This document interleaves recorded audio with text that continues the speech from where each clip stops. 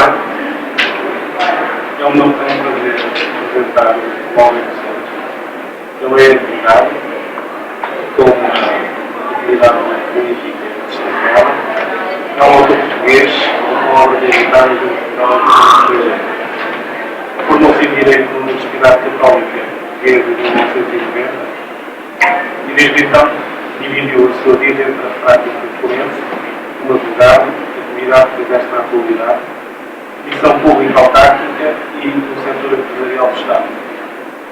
Foi Presidente da Câmara Municipal da Fiel durante 3 mandatos, entre 2002 e 2013, município onde é atualmente Presidente da Assembleia Municipal. Foi Presidente da Comunidade Intermunicipal de Campos de Sousa, sendo atualmente Presidente da Assembleia Intermunicipal. Presidiu a Associação Ibérica de Municípios Ribeirinhos do Douro, a Associação de Municípios de Val Sousa e a respectiva Comunidade Urbana. Foi membro do Conselho Económico e Social, foi administrador executivo da Administração dos Portos do Douro das Cheias de Euros do Castelo, a PDL, e administrador não executivo da Sindouro, Saneamento do Grande Douro. Preside à Comissão Científica da Rota de România e foi mentor e é atualmente curador do Festival Literário Escritaria que concluiu recentemente, no 9 de outubro, a sua 12ª edição. É autor da Porta Editora, onde publicou vários romances e contos. A Estrada de Córdoba, em 2008, A Profecia de Istambul, em 2011, O Segredo de Compostela, em 2013, Para lá Bagdad, em 2016, Caçar Suíços, conjunto com em 2017, e Amantes de Buenos Aires, em 2019. Participou ainda na coletânea de contos de autores lusófonos Nossa Língua, em 2014. Passo a palavra ao autor. Tenho a palavra já para votações. Isto nem é um julgamento nem nada, já não é. Bom, vou partilhar um bocadinho, se não se importarem, apesar de ter aqui um fio, por isto lá fora.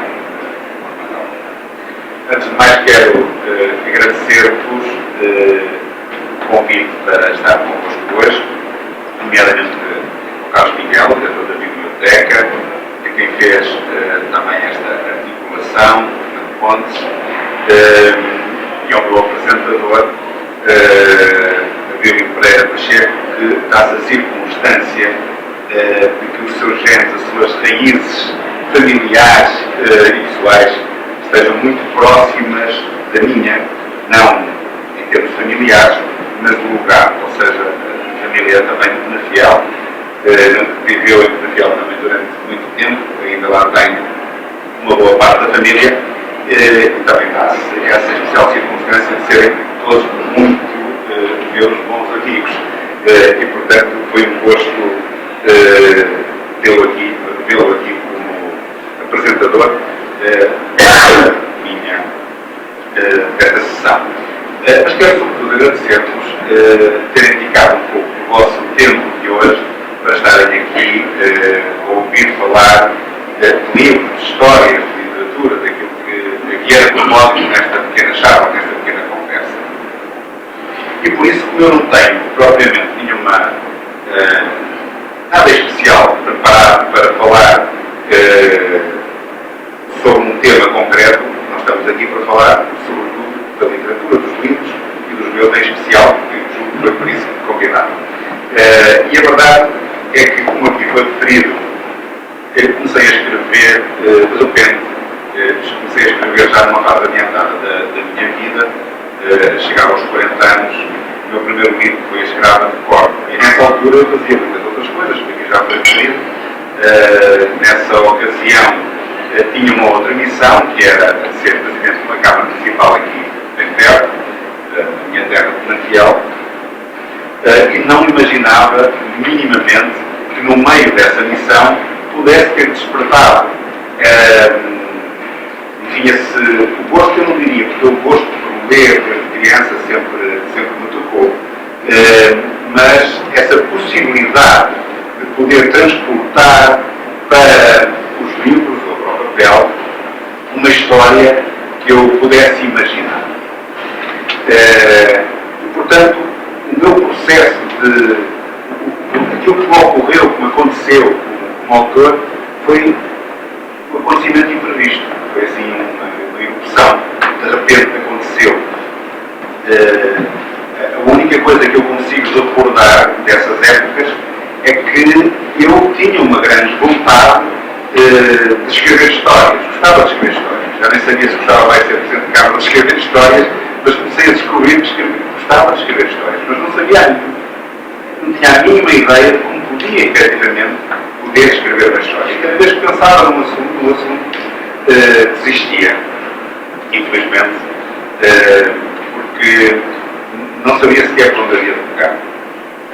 Não sabia o que é que havia de contar. Não sabia como é que se contava uma história, sobretudo uma história de longo curso. E, portanto, as coisas aconteceram assim muito improvavelmente. Talvez se fossem desenvolvendo no meu subconsciente, a ideia foi se desenvolvendo no meu subconsciente até um dia brotar e transformar-se num livro. Foi o primeiro livro, A Escrava de Córdoba, que é este livro, que teve algum sucesso na época. Não tinha esta capa, era uma capa mais alaranjada, portanto tinha uma cor mais... Está ali, aliás, a primeira edição. A pessoa tem aqui esta capa, agora decidi mudar para esta. E, portanto, as coisas aconteceram como? Já agora também isto pode ter algum interesse aqui para a nossa conversa, como é que de repente alguém que faz uma outra vida e começa a escrever. Nesta ocasião, cerca de 2000, estamos a falar de 2007, 2006, 2007, apareceu lá em Penafiel um candil, que é aquela espécie de lâmpada de Aladino, um candil árabe, e os especialistas foram glosando à volta da possibilidade da justificação daquele candil ter aparecido em Penafiel, não tendo ali havido, sobretudo, não havendo referências da existência no território da presença árabe muito forte.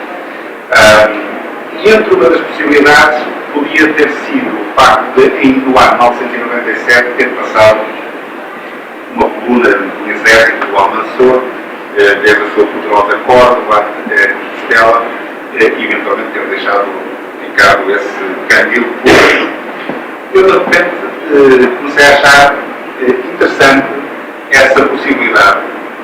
Comecei a perceber que naquela ocasião, estamos a falar em 997, há 1000 anos, já existia na minha terra um mosteiro, um pequeno cenóbio, que era um templo duplo de Santa Vieira, para homens, mulheres e monjas, e de repente comecei a imaginar que o exército passava, botou uma monja e tal. Comecei a escrever sobre isso, comecei a contar esse episódio, e de repente eu fiquei na mão com um conjunto de personagens das quais eu não sabia rigorosamente nada, a não ser que um tipo do exército passou ali, raptou a monja e foram para Santiago de Compostela. E a história começou assim. A partir daí, eu surgindo alguma coisa a perceber porque, sem perceber que naquela ocasião estava efetivamente a começar esta aventura que tem dado das alegrias e também das canseiras, que é a de escrever. E, portanto, sobretudo, como é que eu tenho feito ao longo do tempo para poder escrever? Praticamente todos os livros eles vão buscar como combustível a nossa história, o nosso passado. Ou seja, eu procuro buscar e perceber momentos e personagens e factos da nossa história passada. Normalmente pouco conhecidos, de preferência pouco conhecidos, porque não tenho muita vontade, nem não me dá muito gozo contar as mesmas histórias do Pedro de Inês, do Dom Sebastião, todas as histórias já são muito conhecidas pelo público, mas pegar em personagens menos conhecidas que tiveram ou que deixaram um impacto forte no seu tempo, mas que depois não tiveram o seu eco para o futuro e sobretudo para a atualidade.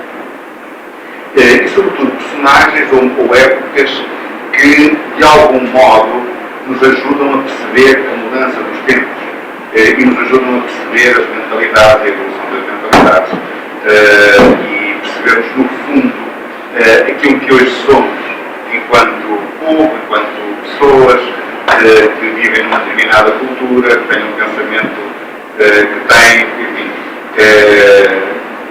vivem num território, no ocidental, existem outros povos com outros pensamentos, e portanto, de repente, eu comecei a escrever sem perceber muito bem porque, nem dominando inicialmente essas temáticas, sobre coisas que não me eram muito comuns, nomeadamente tenho vários livros sobre o Islão e muitos deles também com temáticas religiosas e está também presente o judaísmo. Eu pergunto muitas vezes porque é que fui atrás destes temas. No fundo, eu acho que são temas que, quer que sejamos crentes, quer não sejamos crentes, quer sejamos crentes numa religião ou não, a religião esteve sempre presente ao longo do nosso tempo, do tempo passado e ainda continua na atualidade, sempre presente nas nossas vidas e de uma forma mais ou menos intensa condicionou muito o nosso passado e o nosso pensamento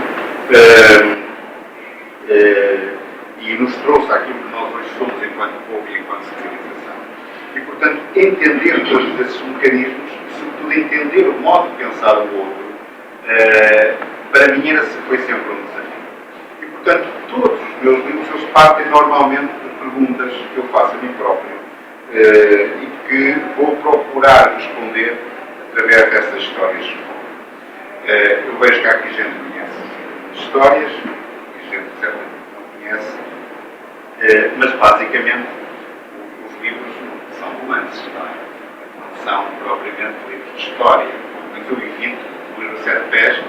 No início havia sempre aquela tentação, nos primeiros livros, de mostrar que sabia um bocadinho mais de história, para que quem fosse ler não ficasse na dúvida, de pensar que aquilo que o autor tivesse enfabulado demais em relação aos factos históricos dos momentos. Então eu sentia essa maior necessidade de demonstrar que tinha esse conhecimento.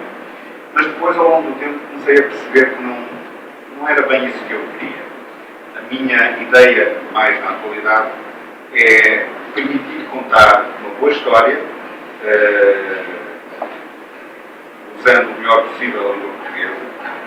O desafio da língua é sempre, para mim, um grande desafio.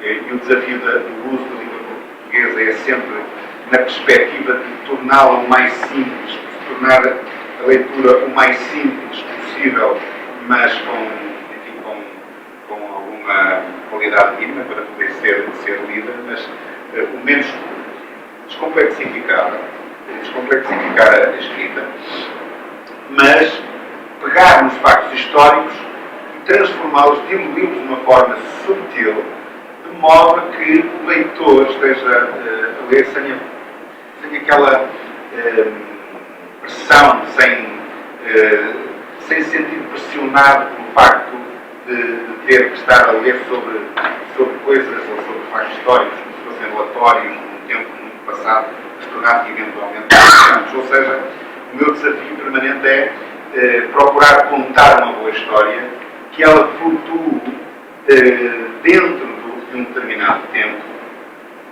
de modo a que o leitor, sem perceber, se sinta dentro desse tempo, o perceba, o compreenda e o entenda melhor. E no final fique satisfeito com a história que leu, com o sucesso ou o insucesso das personagens, que elas tiveram, por tudo que elas passaram, mas ficando a saber muito mais sobre aquela época em especial onde esta história ou aquela história se passa. Antes de passarmos aqui, eu sei que temos pouco tempo, aqui para uma sessão, para uma parte que eu acho mais interessante, que é de perguntas e respostas, porque eu posso estar aqui a evitar-vos um conjunto de informação e não ser propriamente essa estes pontos, aqueles que vos interessam ouvir ou debater, deixo-vos também mais duas notas sobre os livros e sobre a última história.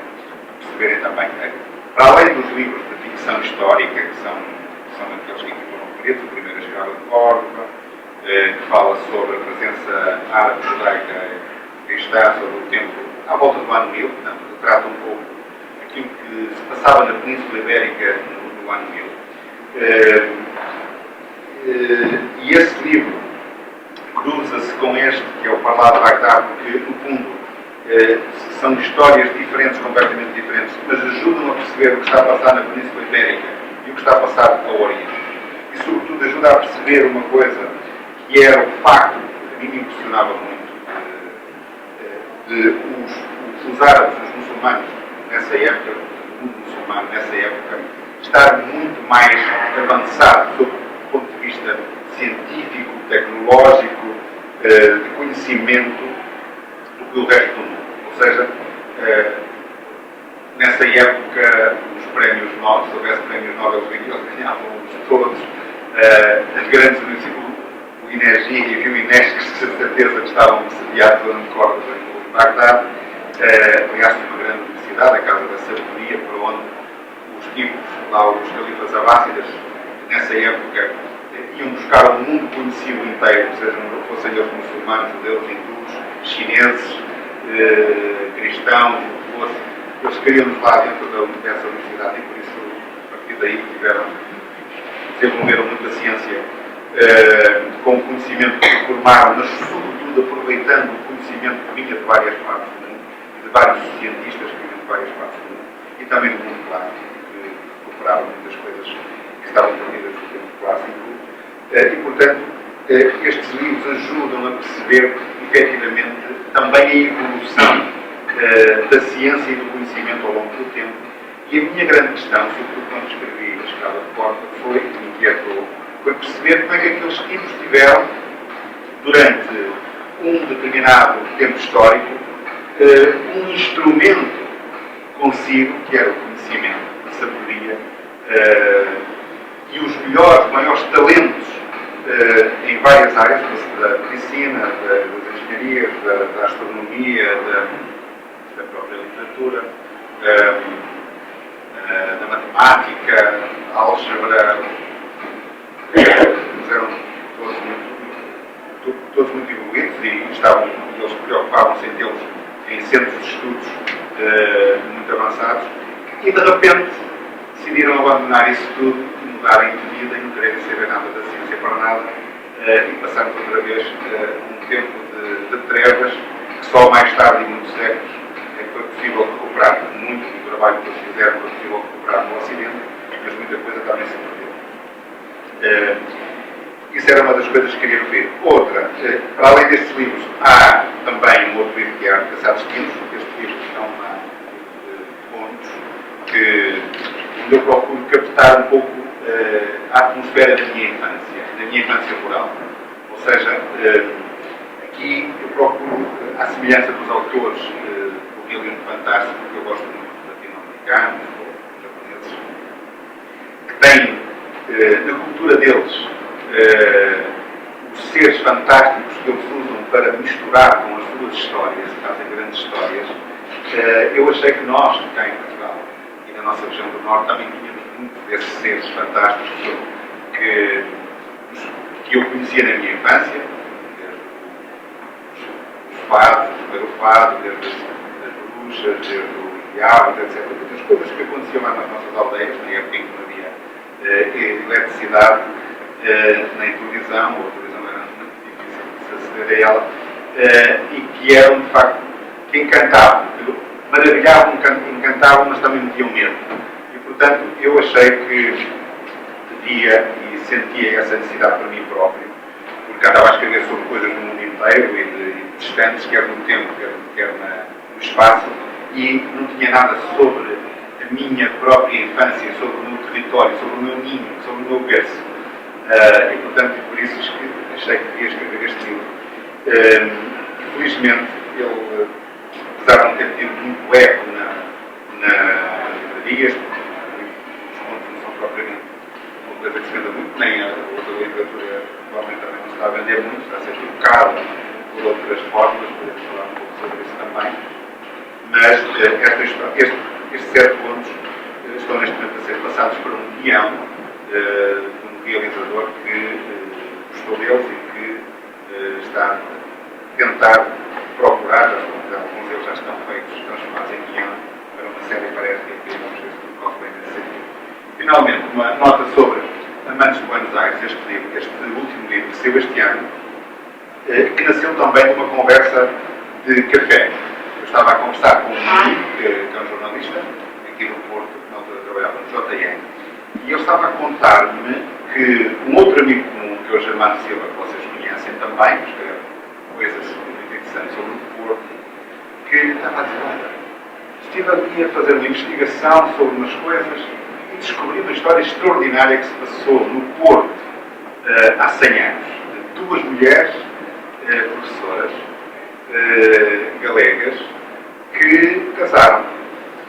Sim, casaram. Agora também se casa, não, mas em 1901. Casaram em 1901. Isto é, de facto, uma história estranha. Mas casaram pela igreja. Casaram pela igreja. Como é que é possível terem casado pela igreja em 1901? Casaram mesmo pela igreja. O Germano já investigou, fez umas investigações em Portugal para a revista, não sei onde, encontrou umas notícias dos jornais, e mais isto, mais aquilo, da época. De facto, parece até uma história interessante e tal. Eles casaram pela igreja e depois tiveram uma filha. Já deve ser história a mais. Já deve ser conversa a mais. Mas é uma história interessante, parece estar nos jornais da época. E a história, e o nosso almoço continuou através de outras coisas. E então, eu, normalmente, quando os livros começam assim, este aqui, O Segredo de Compostela, começou também numa conversa de café em Ávila, estava eu lá com um senhor, com um velho sábio, que disse, o meu avô dizia que quem estava sepultado em Compostela não é nada Santiago, eu disse, mas quem é isso? Um tipo que foi bispo de Ávila e tal, mas perseguiram-me e tal, porque ele achava que as mulheres, que os homens, que aos olhos de Deus, as mulheres tinham os mesmos direitos que os homens, naquela época, no século IV, e que os escravos também eram filhos de Deus, e mais não sei o que, não sei o que mais. E aquilo ficou no meu ouvido, depois fui para casa investigar, comprei tudo que havia sobre o siciliano, até achar que tinha na mão uma grande história para contar para este. E aqui foi igual. Eu fui para casa e decidi ir ao médico. Fui ao médico, consultar logo o médico lá, perto vizinho meu, que é o doutor Portugal, e comecei a perguntar alguma coisa sobre a história que o David contou. E de facto comecei a perceber que havia fundo de verdade, que aquilo tinha efetivamente acontecido, já havia algumas coisas até escritas sobre isso, e que a história de repente parecia-me assim um amor como o de Romeu e Julieta ou de Pedro e Inês, mas muito fora do contexto, muito contravencional para a época que foi. E depois comecei a perceber que no Porto esta história deu um grande brado e mobilizou aqui a comunidade, a sociedade, e que as mulheres, quando tiveram que fugir para o Porto, quando foram descobertas e perseguidas lá em Espanha, ainda na Galiza, depois montou-se lá um cerco a elas, quando se descobriu, da opinião pública, dos juízes, da polícia, dos jornais, em geral, e elas fugiram para o Porto, e no Porto foi o Porto que as salvou, nomeadamente as mulheres do Porto, que se uniram, todas as peripécias que eu não vou contar. Ou seja, uma história pode nascer numa conversa de café, de repente, numa conversa de café temos ali o combustível, a pequena coisa que nos gera o interesse e que nos leva a investigar, e de repente assim, bom, já não sou eu que quero contar esta história, é esta história que quero que eu a conte. E, portanto, ela tomou conta de mim. E dessa circunstância, só 2 ou 3 questões que eu acho interessantes referir relativamente a este último livro, que são as sincronicidades ou as coincidências, não sei se nesta perspectiva junguiana, do Carl Gustav Jung, quer dizer, do conceito coletivo, que de repente nós estamos a aceder às mesmas informações, os 2 investigadores estarem a investigar um aqui e outro na Austrália, e estarem a investigar sobre a mesma coisa, nunca falaram, mas de repente estão nessa pesquisa. E de repente, quando eu estava a terminar o livro, percebi que havia uma realizadora espanhola, Isabel Coixet, que teve ao mesmo tempo que eu a mesma ideia de fazer um filme sobre estas duas personagens. Como é possível? Tiveram 118 anos sem quase ninguém se lembrar delas. Há uma conversa de café, se calhar há uma conversa também do outro lado, não sei onde, está em Barcelona, que ela é de Barcelona. E de repente ela está a fazer um filme sobre a mesma história, sobre as mesmas personagens. E o filme e o livro saíram ao mesmo tempo. O filme está na Netflix, chama-se Elisa e Marcelo, para ter ouvido falar. Tenho muita pena que eu fiz tudo para que o meu livro saísse antes, que era para não evitar que pudessem dizer que foi um plágio e consegui, o livro saiu um mês antes. Mas tive muita pena que o filme não tivesse dedicado mais tempo ao Porto. Porque o Porto foi onde essas mulheres tiveram, na verdade, as grandes, maiores emoções que a sua história teve. Depois a história segue para Buenos Aires, por isso é que chama-se Buenos Aires, porque depois ela começa com uma outra ideia que eu tive, não estou a contar a história do livro, mas vou dedicar um bocadinho mais para terminar este livro, que é o último, e é muito interessante. A história é muito interessante e depois queria explicar-vos como é que ajudei, como é que decidi montar a história. Porque imaginei, como elas tiveram uma filha cá, não vou explicar porque é uma comunidade científica, depois vou ter que investigar como é que é possível duas mulheres serem filhos.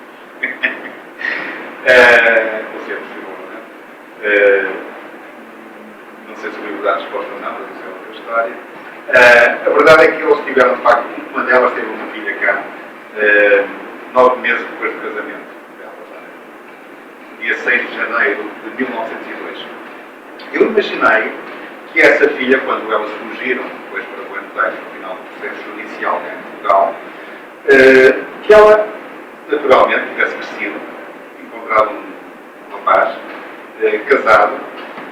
Seria difícil que fosse uma rapariga, porque já gostava sempre, a não ser que fosse um problema genético, mas bom, encontrasse um casado, tivesse filhos, e hoje existisse um descendente ou uma descendente destas mulheres, nomeadamente da filha que nasceu cá no Porto. Era altamente provável que isso pudesse ter acontecido, porque a vida é assim, existe a procriação e as gerações sucedem-se. Então eu imaginei uma mulher, uma rapariga, lá em Buenos Aires, que não tinha conhecimento efetivo da verdade histórica e genética, nem da sua herança genética, nem da sua herança psicológica, da verdade que se tinha passado pelas suas descendentes, porque tinham contado uma história completamente diferente. Porque chegar a Buenos Aires e levar na bagagem não só a roupa e o dinheiro que o Porto conseguiu arranjar para elas levarem, para poderem viver lá algum tempo, mas levarem esta história trágica, não era propriamente um cartão de visita, então elas poderiam ter contado uma história diferente lá em Buenos Aires.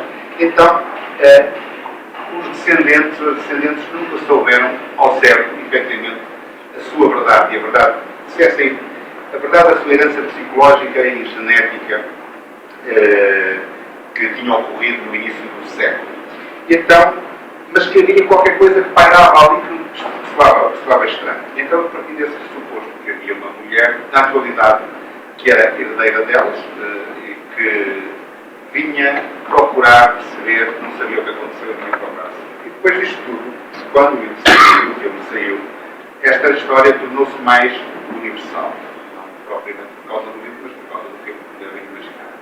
E vem uma senhora, na Argentina, que não se chama, infelizmente, Raquel Contreras, foi o nome que eu pus aqui no meu livro, mas chama Nobre Graciela Moura, que diz que eu sou a bisneta dessa mulher que nasceu no Porto, e sou a neta, e sou a bisneta da Marcela, porque eu tenho as fotografias delas todas em casa, sempre me contaram uma história, sempre tentaram e tal, e que começou a encaixar tudo. E a mulher disse, efetivamente, eu sou descendente delas, e consegue hoje criar uma boa parte da coisa que aconteceu, ninguém sabia ao certo, mas para mim foi muito comovente ter escrito uma história partindo de uma personagem totalmente fictícia, que eu criei e inventei, e que depois vim a descobrir, depois de ter sido editado, que ela não era tão fictícia, ou seja, a realidade andou andou à frente da ficção. E para terminar mesmo estas coincidências lindas que me tocam, eu, a determinada altura, estava a escrever e pensei, bom, 100 anos, isto transporta-me para os 100 anos de solidão do Gabriel Garcia Marques, também está ali uma tragédia, um presságio, etc., para a família e tal. Isto parece também uma coisa assim, no modo que eu estou a contar a história. Então, de repente, o Gabriel Garcia Marques e o livro 100 anos de solidão entram para dentro da história. Eu crio uma espécie de um intertexto com ele, e ele chega a ser personagem, chega a ser ele a lançar os presságios que no livro dele era o Cigarro Melquiades que lançava. E pronto, eu aproveitei aquilo para criar este que chamam alguma intertextualidade entre as duas histórias. E de repente, no final, quando estava a terminar o livro, tive que ir à Corunha, porque ela era da Corunha, perceber algumas coisas, aos locais, ver por onde é que passou a história. E fui ver o sítio onde elas tiveram a lua de mel. O dia, eu casava no dia 7 de maio de 1901, 7 de maio, 8 de maio, junho ela não fez muito presente, mas foi por aí, sim, em junho, não disse em maio também, junho, 8 de junho, e onde é que elas dormiram no dia 8 de junho. E fui lá ver o que era, o que é que estava hoje lá. E o que é? É um café que se chama El Café de Macon. Sabem? Aquilo é o 100 anos de solidão. Toda a história do 100 anos de solidão passa-se em Macon, que é a aldeia que o Flamandier, da família toda trágica, teve todos os presságios trágicos que ali foram lançados. E eu fiquei de facto comovido. Não é possível estas coincidências que ajudam a tornar as histórias mais encantatórias. Não foi propositado, foi uma ideia que a seguir se revelou desta forma e deste modo que me deixou também comigo. Era isto que queria dizer para já nesta primeira abordagem. Já nem sei quantas vamos, mas ainda temos algum tempo, não é?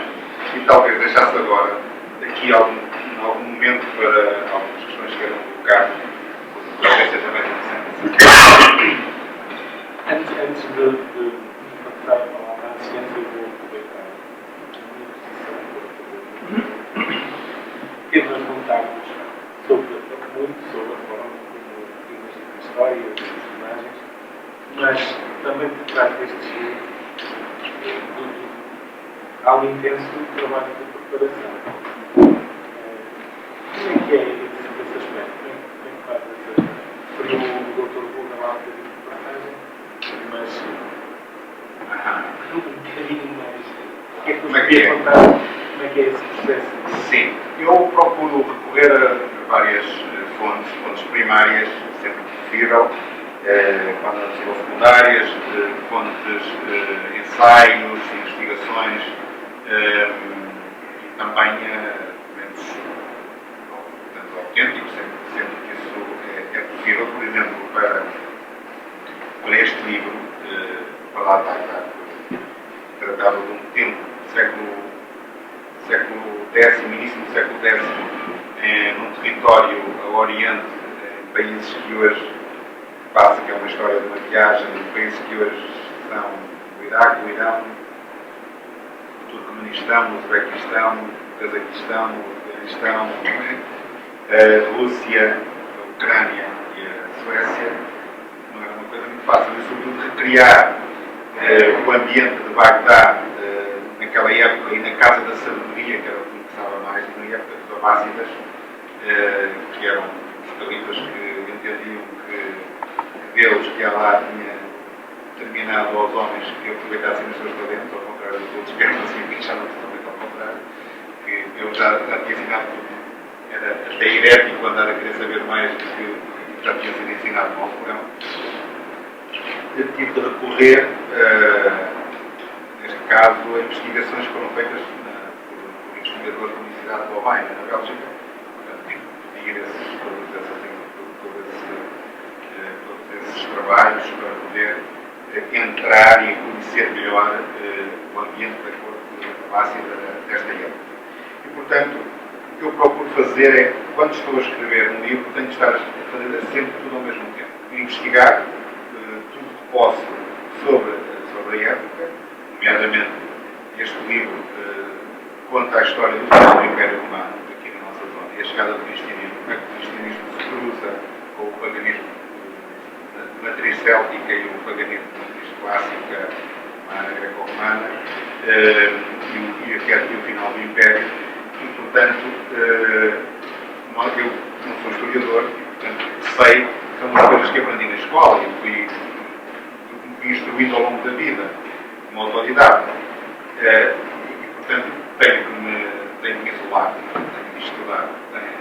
Há momentos, ninguém consegue escrever um livro destes, acho eu, pode haver quem consiga, mas sem o momento da solidão. Tem que haver a solidão da investigação, do domínio sobre a época, sobre os costumes, sobre a mentalidade, sobre as personagens dessa época, e depois a arte subtil. Podemos contar uma história de uma determinada época com uma determinada mentalidade para leitores que vivem na atualidade.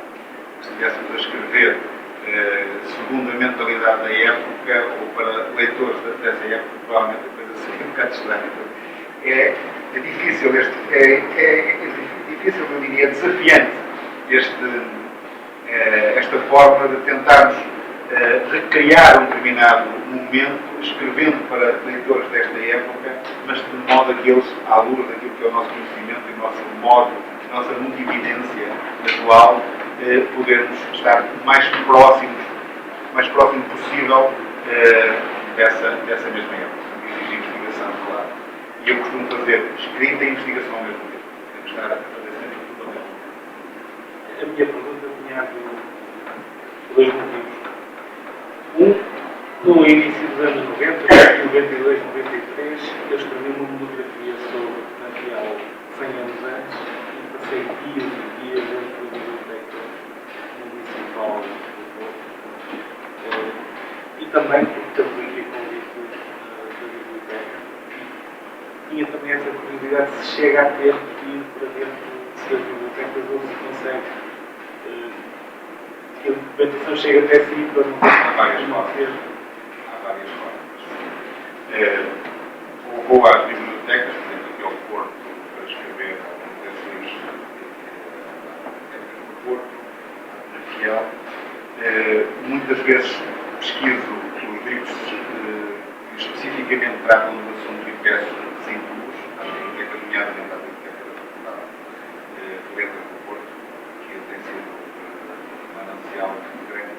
Por exemplo, para escrever este último livro, de criar o Porto em 1902, de criar o Porto em 1940, e muitos edifícios, como a cadeia da relação e tudo mais, são livros que não estão à venda, têm de ser publicados às bibliotecas. Noutros casos, por exemplo, neste caso, eu parto da vida de minha ideia inicial foi contar um pouco também sobre aqueles portugueses que eram apanhados ali no Mediterrâneo e depois eram obrigados e forçados a mudar de religião, os renegados. E depois, alguns deles eram outra vez apanhados pelos portugueses e espanhóis, já haviam sido considerados e, portanto, tinham que ser sujeitos à Inquisição, mas os desgraçados andavam numa vida terrível. E a forma para poder perceber as vidas dramáticas dessa gente, porque eram homens, mulheres, mas homens que iam fazer a guerra para o Norte de África, em comércio, toda a sua vida, eram capturados lá, nessas situações, e depois tinham duas opções. Ou renegavam a fé cristã e transformavam-se em muçulmanos, ou, se não renegassem, iam ser sujeitos aos piores suplícios.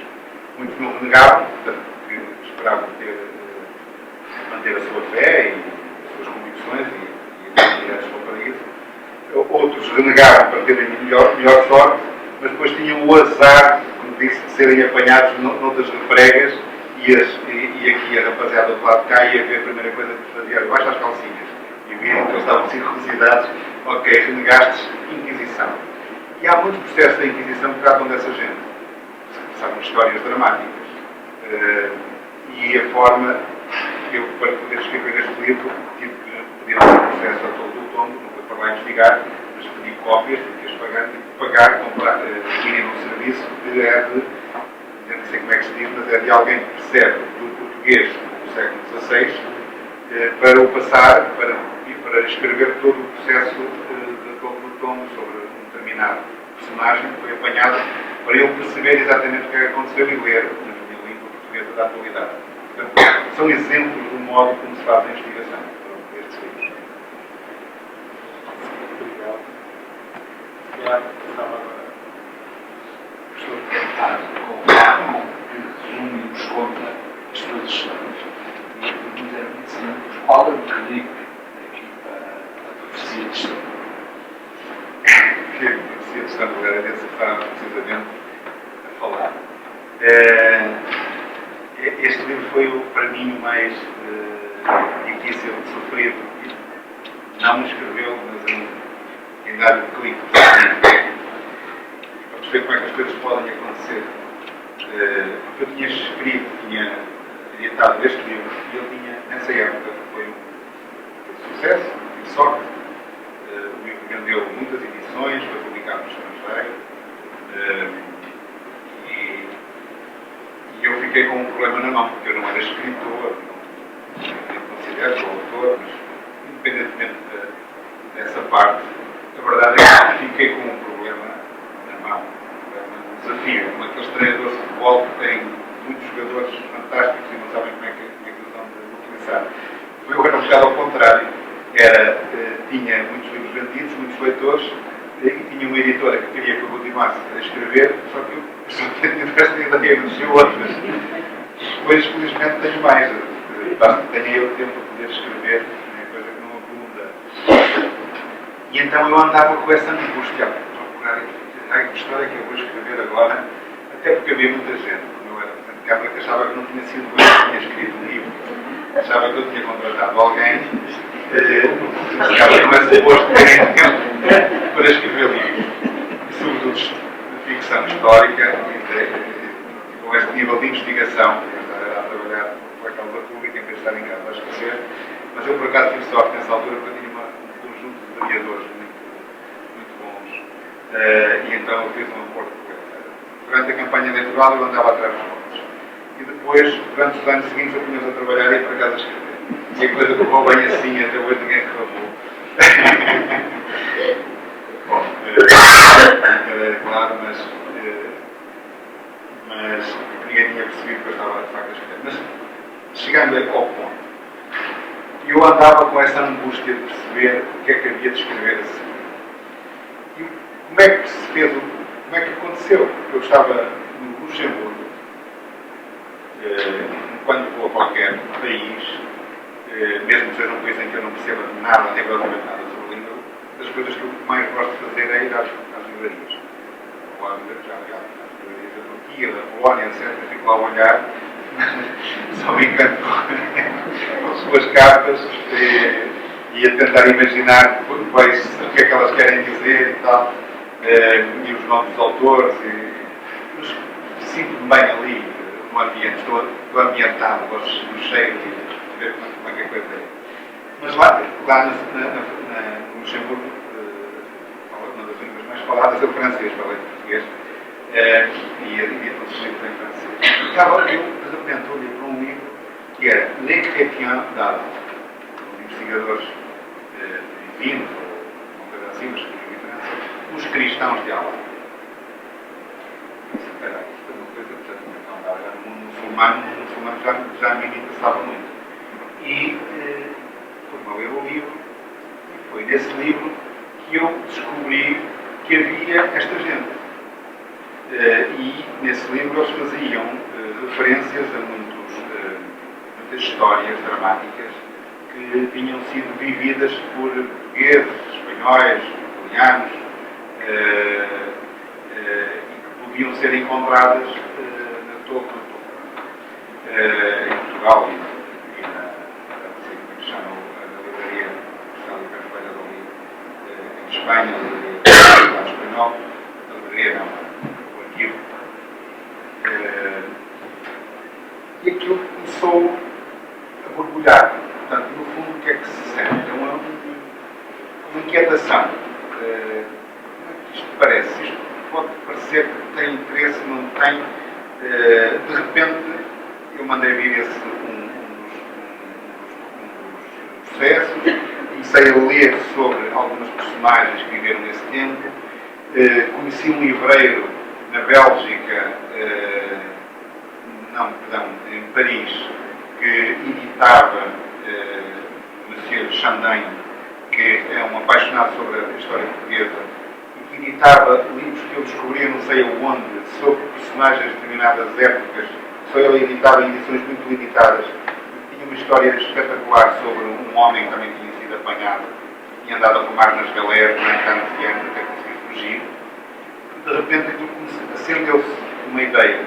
Espera aí, tenho aqui esta ideia de contar uma história com esse ambiente. Ou seja, no fundo, o que é que era? Eu contei esta história, que era a presença dos muçulmanos na Península Ibérica, no momento em que eles tinham um ascendente sobre a Península Ibérica, e de repente eu estava com uma história que era do momento em que os muçulmanos saíram da Península Ibérica e que os povos ibéricos já estavam a entrar no Mediterrâneo, estavam no seu processo de afirmação, de globalização. E o primeiro foi ali pelo Mediterrâneo. E nós sabemos muito sobre a nossa experiência, a aventura atlântica, índica, americana, etc., mas sabemos pouco sobre a nossa presença mediterrânea. E muito pouco sobre uma outra presença que foi a que depois me fascinou e me disse, ok, vai ser esta história. Que é a diáspora portuguesa judaica no Médio Oriente. Nós conhecemos mais sobre a diáspora portuguesa judaica no Atlântico. Mas há muitos portugueses que fugiram naquela época para Salónica e para Istambul, nomeadamente para a Ásia Nazi, para o Mato Lusitano, muitos outros. São esquecidos, mas que foram pessoas importantes cá em Portugal e com posse e com conhecimento científico também. Não, nessa época que estava teve que fugir para lá. E levaram a cultura portuguesa para lá, que perdurou. Depois tive a oportunidade de ir lá tentar perceber essa herança e que perdurou durante muito tempo, até ter sido aniquilada no início do século XX por um fenómeno que eu não me falo. Portanto, a minha história foi tentar captar a vida dessas personagens, ou seja, como é que a nossa cultura se intrusou no Mediterrâneo nesta época e quem eram essas personagens que haviam no Mediterrâneo. E eles seduziam-me uma outra coisa que é o Mediterrâneo. Era aquela autoestrada que durante séculos nos fez chegar e levar todo o conhecimento. Os gregos vieram do Mediterrâneo, os muçulmanos, os fenícios, os cartagineses, os romanos, as grandes civilizações nasceram ali à volta do Mediterrâneo, as grandes religiões monoteístas nasceram à volta do Mediterrâneo, ou seja, o Mediterrâneo é um caldeirão cultural brutal onde tudo confluía, e neste século em particular, no século XVI, estava em grande evolução com o confronto entre as potências europeias, entre as potências ibéricas, nomeadamente a espanhola, que estava a ser jogado, ou estava a ficar a ser jogado pela Espanha, e o Império Otomano. E de repente eu achei que tinha ali um ambiente de fundo capaz de contar a história do tempo e também a história destas personagens desconhecidas, totalmente desconhecidas, mas reais, que viveram dramas tremendos da sua vida por causa dessas suas aventuras.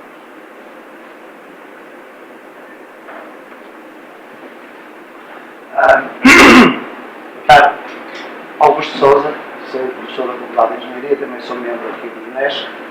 A maior parte dos presentes conhecer-me-á, não me conhece, por exemplo, nesta forma. Sou, além de professor desta casa, gosto muito das histórias de Santiago de Compostela, dos caminhos de Santiago, das lendas à volta de Santiago de Compostela, de maneira que já há algum tempo atrás, acho que logo a seguir ele ter saído, eu comprei este exemplar, que aliás depois gostava de ter o seu autógrafo. Espero que não tenha enganado, porque eu engano Não. Pelo contrário até. Veio suscitar, para já é um enredo extremamente interessante. Se alguém já o leu, com certeza concordará comigo. É uma história fluente, uma história sempre muito coerente, que evolui no tempo, de forma coerente, mais uma vez, termina dramaticamente tal como já se esperava, mas começa com um evento que é alguns no século XIX, no último quarto do século XIX, que historicamente sabe, quando se reencontrou, digamos, os restos mortais do apóstolo Santiago, e depois, a partir daí, todo o é transportado lá para trás, não é? Para muito mais atrás na história, para toda a evolução dos inícios do cristianismo. É uma história complexa, que é real, como já disse, tem factos reais. Eu já conheci alguns factos reais, fiquei muito mais elucidado com o livro, mas há muitos factos aqui que também são ficção. Isto é tudo uma mistura de ficção com os factos reais. Com esta complexidade toda, como é que se junta factos tão reais com factos de ficção e mais ainda com uma riqueza que referi isso há bocadinho e eu achei piada a forma como referi. Consegue transmitir na linguagem, no discurso direto dos personagens, é uma linguagem igual, digamos assim, não é? É uma linguagem, só falta fazer como os jovens atualmente que usam a palavra tipo 10 vezes por frase, só lhe faltava isso, não é? De resto é um discurso perfeitamente atual, no entanto, reportando sempre ao passado. Resistiu, digamos, à tentação de um escritor mais histórico de fazer um discurso muito adaptado à época também. Não é um discurso que se lê bem, é muito fluido, muito moderno, digamos assim. Esta mistura toda, e mais uma vez, parabéns, gostei imenso da história, gostei de ficar a saber mais sobre isto. Fala, aliás, sobre vários locais também de Penafiel, ricamente, com ricos vestígios naquela zona também. Enfim, se quiser comentar, é este o livro de base.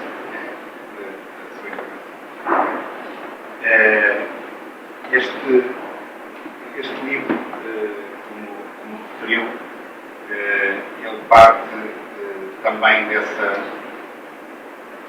desse enigma. Como eu disse, os meus livros começam por perguntas que eu faço a mim próprio, que é como é que, neste caso, foi, depois de ter ouvido aquela história em Ávila lá do senhor, contou aquilo assim, muito em jeito de, não sei se eu estava a falar a sério ou brincar na altura, mas era algo que passava na memória oral, ou melhor, na oralidade da família dele. Depois, alguns pensadores também admitiram e escreveram sobre isso, na ONU, no Brasil, etc. Mas a questão era como é que foi possível que um mito tivesse uma força tão grande na estruturação do Ocidente Europeu durante tanto tempo. Ou seja, um homem viveu no século I, que a Bíblia documenta, é o único dos apóstolos que documenta que foi decapitado e morto e enterrado em Jerusalém, passados 7 ou 8 séculos, tantos como nós temos em Portugal, de nação, tenha aparecido um túmulo, assim do nada, sem que houvesse mais nada durante todo este tempo, e chegou lá o bispo do local e o rei, reuniram-se e decidiram: olha, cá está o túmulo do apóstolo Santiago. E a partir daí nasce uma lenda, um mito, etc., que tem uma força muito grande e que nessa época tinha, justificava sobretudo para trazer energia espiritual aos guerreiros do Norte para lutarem contra os romanos, e era preciso haver aqui no Norte centros com essa espiritualidade para poder lutar. Aliás, o próprio Santiago, em algumas batalhas, ele próprio aparecia também com a espada, para ir à frente dos guerreiros. E, portanto, a ideia foi: como é que isto aconteceu? Porque é que, de repente, o mito de Santiago teve uma força tão grande capaz de ainda hoje levar tanta gente a Compostela? E esta viagem a Compostela, a peregrinação a Compostela, ao longo da época, também na atualidade, continua com uma força muito grande. E bem, porque, no fundo, uma atração pela Finisterra, uma atração por um lugar com uma energia especial, mas o que vale, sobretudo, a viagem e não propriamente o destino. Ao contrário das peregrinações, como a Fátima, as pessoas vão focadas no destino, que é no destino que se realiza na ligação com a Nossa Senhora de Fátima e naqueles rituais todos de despedida, de encontro, etc. Aqui não, aqui a viagem vale, ou a peregrinação, o encontro consigo próprio, o contacto com a natureza, pela solidão, pelo contacto com outras pessoas, etc. Não vou perder muito mais tempo em relação a isso. Mas a verdade é que foi os caminhos de Santiago tiveram uma importância fundamental, nomeadamente na transmissão do conhecimento ao longo da época, ao longo dos tempos.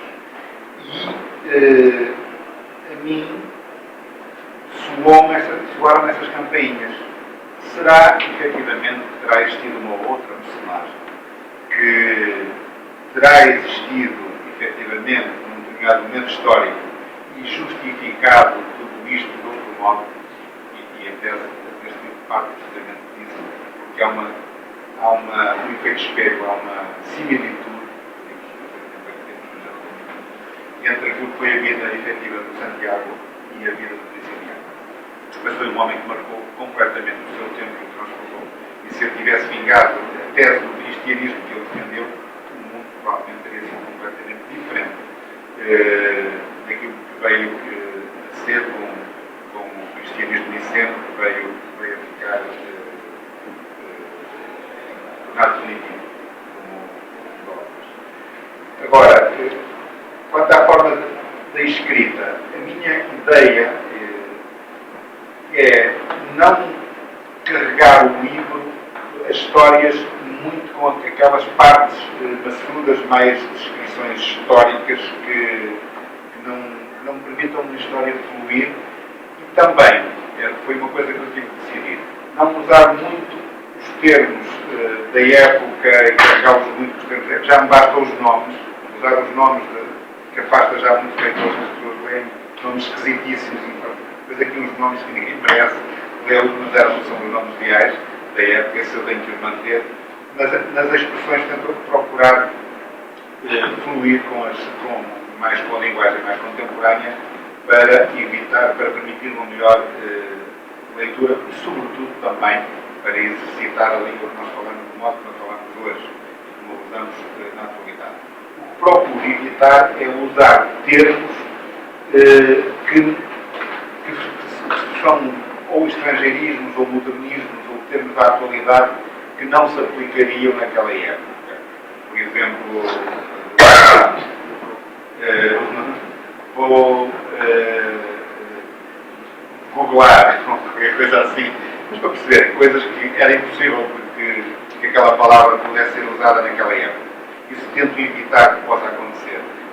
Ou seja, termos, sobretudo em diálogos, termos que não seriam, mas isso não quer dizer que não escapem, porque é impossível escrever um livro com 400 páginas e não escapar uma gralha ou uma ideia dessas.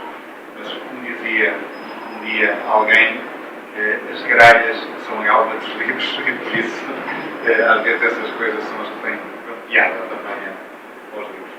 Aliás, aconteceu um problema neste livro, eu estava a pensar em escrever o nome de um autor clássico e escrevi outro e depois alguém me ligou assim, amigo, esse clássico só existiu mais tarde, pai, queria escrever o Virgílio, escrevi o jornal, eu fui escrever isto.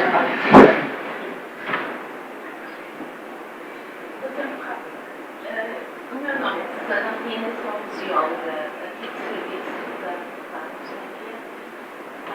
E achei muito interessante que o seu primeiro livro, ou o despertar para a escrita, tivesse vindo pelo exercício que é realmente museólogo, que é encontrar um objeto que não fala, que é mudo, sobre o qual toda nada e no nosso caso não inventamos uma história, mas vamos à procura da sua história escrita, a partir da documentação que temos. Portanto, a primeira questão que eu queria colocar era exatamente essa. Eu percebi que nos livros sucederam as portas de entrada para a sua história acabam por ser escritas ou personagens ou outras narrativas que vão chegando e que suscitam a sua curiosidade. Como é que foi começar o meio todo lateral para nós? Essa é a primeira questão, que como feito profissional nos despertou particular atenção. E a outra, eu não sei se é uma questão, se é uma sugestão. Em Portugal existem duas instituições de referência da gestão pública. Uma delas tem a ver com o mercado, que é um museu premiadíssimo e uma referência nas coisas do território. E o outro é outra instituição também de referência, do quadro da gestão ligada, que é a Rota do Mundo. E eu pergunto, como pode um escritor ajudar um museu ou uma rota que une algumas das melhores peças do documento, edifícios do documento nacional, para despertar as pessoas para o Olha, são duas questões extremamente interessantes. De facto, como referi, o clique combustível que eu tomei para poder escrever este livro foi precisamente a história do Candil. E depois fiquei com um problema de consciência quando terminei a história, porque o Candil, na verdade, nunca apareceu, nunca teve grande importância neste livro.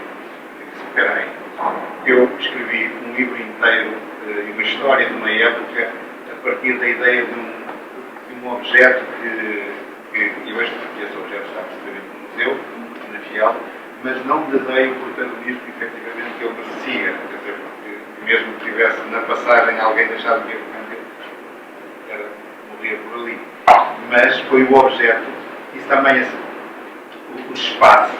Eu gosto muito de olhar para os espaços pétreos, frios, sem nada, como é, por exemplo, a Citânia, o Castelo Morto, Malzinho, onde passa uma parte também desta história, e outros lugares assim, e tentar imaginá-los com vida e a vida a acontecer e as histórias e as personagens a passarem por lá, no fundo, a reconstruir através da imaginação esse passado e as vidas, as almas das pessoas, tudo aquilo que elas vivem. E então decidi, quando vivia com esse problema de consciência do Candil, e neste livro escrevi um conto só com o Candil, é o segundo conto desta coletânea de contos, foi a minha homenagem ao meu Candil de estimação, ao meu Candil foi talismã, o gênio do Candil, é um conto muito bonito, do meu ponto de vista, e é precisamente é a história clássica, típica daquilo que referem, que o objeto é o centro das atenções em que à volta dele gravita toda a trama e toda a efabulação de uma história. E, portanto, esse é um ponto. As outras questões. Eu acho que a literatura tem, entre outras virtudes, quanto tempo é que temos?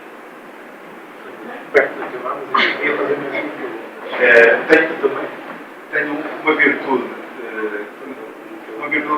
de duas, porque tem muitas, mas de duas muito rápidas. Uma que não tem a ver muito com a questão de Foucault e outra que tem a ver com a questão de Foucault. Uma que é a de nos permitir, num tempo atual, em que nós estamos permanentemente expostos a estímulos de consumo imediato, nomeadamente através das redes sociais, consumimos histórias muito rápidas, pelas redes, pela internet, construímos histórias muito rápidas pelas séries. Hoje as séries são das maiores inimigas dos livros, porque nós consumimos uma história, nós sempre gostamos de consumir história para nos tirar da realidade, das rotinas da realidade e das tristezas, às vezes relevamos, das rotinas que temos, gostamos de histórias.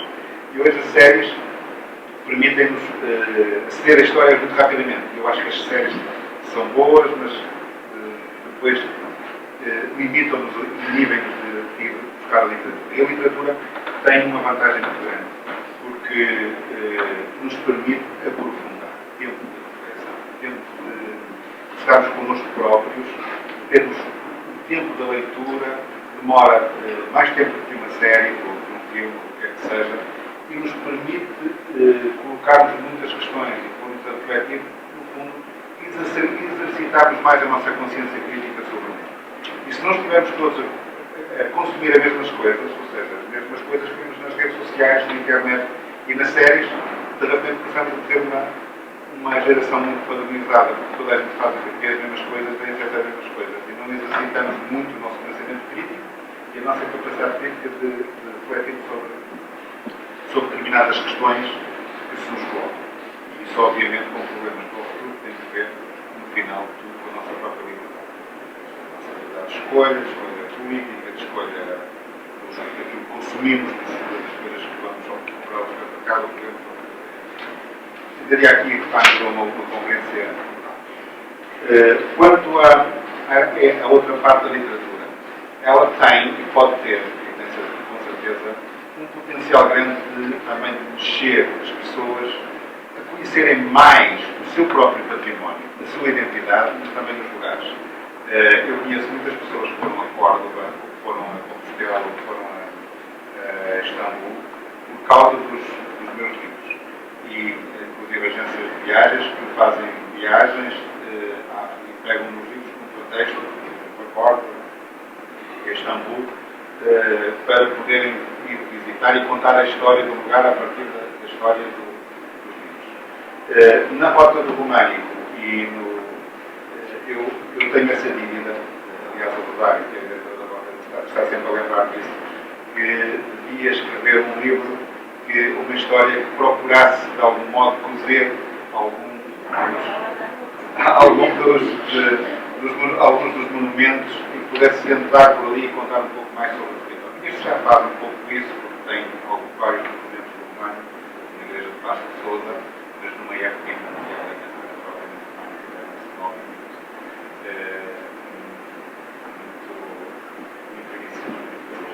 incipiente. Mas basicamente é isso que eu sinto que tenho essa dúvida. Eu queria fazer uma pergunta, acho que é mais um agradecimento, que tinha a ver com a Rota do Românico, mas até particularmente a proposta dos escritores, porque acho que é um movimento, uma opção, eu sou pousada, eu sou pousada, e um movimento à volta dos escritores, as várias do Paulo Sousa, e chama gente ali à volta de todos os sítios. Não está nem desconfinado na cidade de Montreal. Sul também. Sim, o Paulo Sousa, é muito esquecida, porque nem é Porto, nem é fora do Porto, nem é litoral, nem interior, que está completamente esquecida a nível político, e acho que foi muito decisivo, extremamente importante, que conseguiu levar a literatura aos miúdos, nas escolas, e esse movimento foi conseguido com o festival. É extremamente importante esse destaque público vale a pena. E recomendo vivamente. Vão ver a Rota do Românico, vale a pena. Vão ver o Centro de Interpretação, que é o Centro de Interpretação. Vão ver o Centro de Interpretação, vale a pena.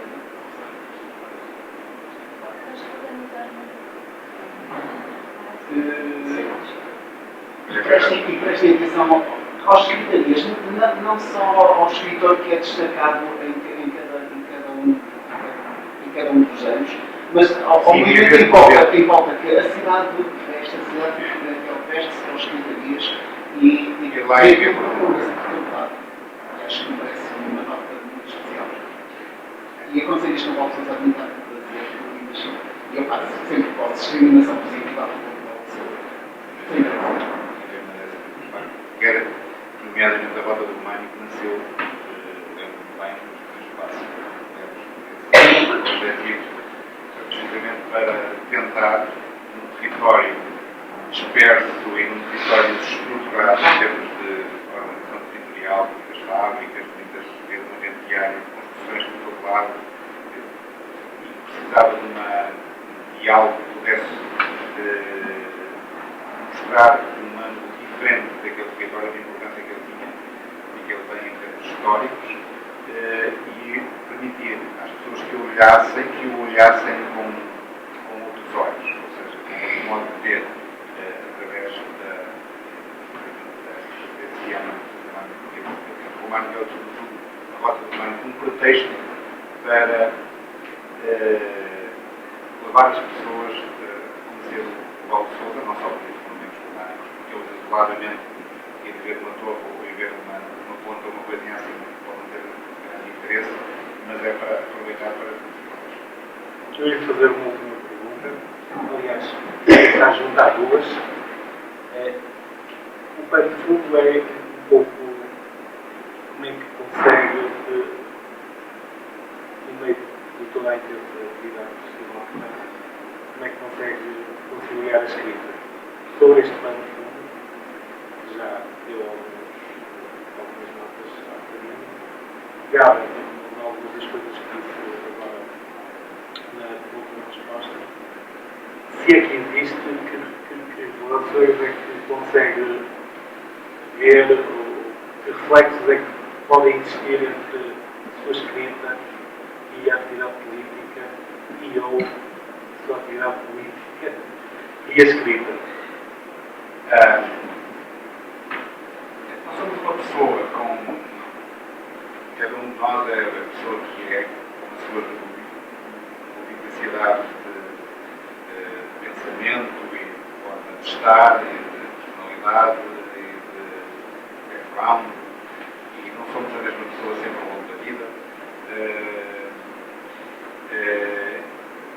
Eu procuro comportar-me e sentir e dar sentido à minha vida naquilo que, por um lado, me dá prazer, me dá gozo, mas também me dá como é que é de explicar isto? Justifica mais o tempo que me está a ser concedido viver. Não sei se posso dizer exatamente assim.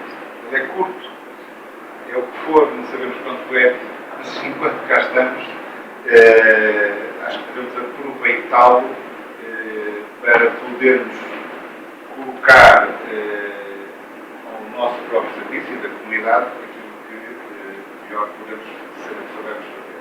E no meu caso particular, deu-se essa circunstância de gostar de escrever, de ler, e de repente começar a achar piada e a gostar de escrever.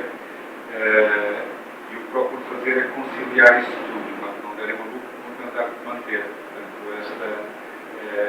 estas possibilidades que a vida me vai dando de fazer coisas na vida pública, na minha vida pessoal, como profissional. Agora sou advogado. Quero dizer-vos uma coisa que talvez vos estranhe, mas ser advogado é a pior coisa que há para ser autor, escritor, porque as personagens reais que nós temos no escritório competem ferozmente com as personagens ficcionadas que andam a habitar a nossa mente para tentar construir histórias. Temos que responder rapidamente no dia seguinte aos problemas que elas têm, preparar os julgamentos, os processos, isto e mais aquilo, e encontrar soluções criativas, e isso tem um problema, ocupa-nos a mente. E para a atividade de autor, a mente tem de estar focada e apenas, pelo menos durante algum tempo, eu consigo fazer isso, felizmente ainda, que é abrir e fechar a minha gaveta, de novo a gaveta aberta dos processos, do processo tal, do processo B, tal, se conseguir isolar e ter 3 ou 4 dias ou 5 para viver apenas num outro mundo, fecho aquela gaveta no dia seguinte, já estou com a cabeça noutra coisa. E enquanto conseguir fazer isso e não ficar maluco, vou continuar a tentar escrever histórias e, portanto, tenho que fazer isso de vez em quando. Ou seja, de vez em quando tenho que tornar um prisciliano, um ermita, isolante e fazer investigação e escrever. Entrar em um processo de solidão. Muito obrigado. Muito obrigado. Penso que mais ninguém tem nenhuma questão e também já passamos lá no tempo estipulado. Obrigado por ter vindo e obrigado.